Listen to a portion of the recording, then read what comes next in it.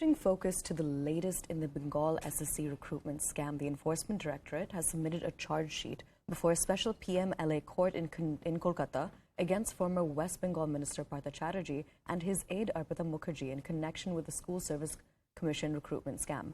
Now, the court has taken cognizance of the charge sheet, which has a total of about 14,500 pages. And according to the details of the charge sheet, 6 entities were used for money laundering, including 5 private limited companies and a partnership firm. The private firm said that Partha Chatterjee's late wife, daughter and son-in-law had shares in the company. However, all of those shares were allegedly transferred to Arpita and her company without any consideration. Now, my colleague Shivani spoke to a panel of guests on the role of TMC leader Partha Chatterjee in the scam and what the party is doing about it. Take a look.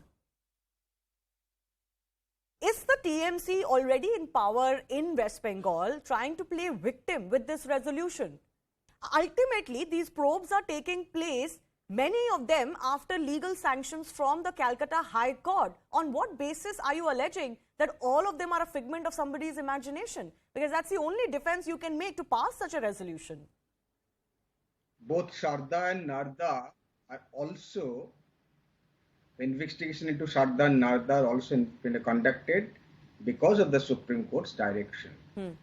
Whereby we see only the TMC leaders, despite the fact that many of the BJP leaders, including the leader of the opposition, are named in the FIR, they are being absolutely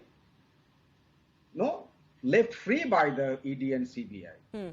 So when you talk about the legal sanction of these court-monitored investigation, whatever, it must be applicable to both the political parties and the accused. Simply because Shubhendu Adhikari is in BJP, Hemanta Biswa Sharma is now in BJP, you cannot go after them. And there lies the question of taking such a resolution. We are targeting the ED and CBI for an partial, biased, and evidently vindictive investigation carried out against only the TMC leaders in these 2 cases, both of which are investigated into because of the direction from the Supreme Court.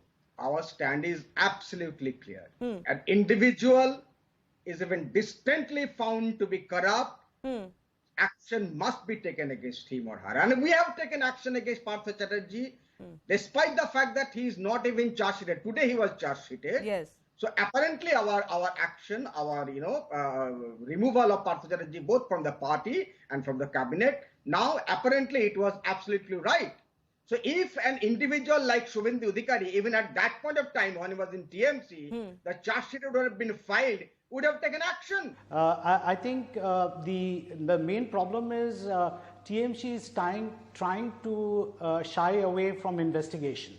They have been, trying to defend their leaders, and the only way that they could defend their leaders is to take the general permission from the investigation. I think that's how the resolution they have passed this resolution. If you see most of as you said in the beginning of your show, that most of the non-central, non-BJP government have done this. It's absolutely true that most of the opposition always use this as a tool to stop investigation by the CBI against them.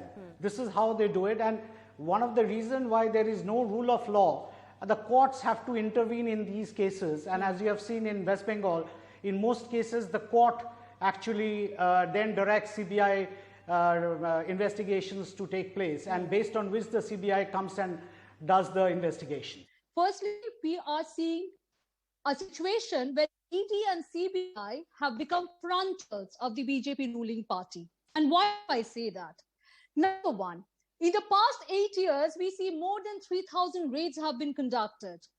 Yet, we see a dismal conviction rate of around 0.5%. So raids are being conducted, a media trial is being held, a perception is being created in large sections of media that BJP is on a crusade against corruption. However, there is no fact-finding that is happening. Cases are going on, dragged, investigation is being dragged over years, and yet we do not have any conviction that the guilty is not getting punished and people are being unnecessarily targeted and harassed. Number two, why do I say that ED and CBI have become frontals of the BJP? When we see a Hemant Vishwa Sharma, who was, according to BJP, mind you, the chief accused on water supply scam, when we see a Shubhendu Adhikari, who was seen on camera taking a bribe, taking money, crossing over to BJP, when we see a Narayan Rane crossing over to BJP, when we see a Yedurappa, the former chief minister who had spent time in the jail of the BJP party. My point is, when we see ED and CBI being selectively used, either as tools of political negotiation, we have seen what has happened in Maharashtra, to topple democratically elected governments, or we see that ED and CBI are being used as tools of intimidation to silence the voices of opposition, then as a political organization, we do have a problem, and we are well within our rights to raise opposition, to give a voice to that problem. Okay. We do not have a problem with corrupt people being investigated, but we have a problem in the selective utilization of ED and CBI in treating them as frontal BJP ruling party. I get it. Mr. Singh, I believe you've served with the ED for a very long time. You're a legal expert as well.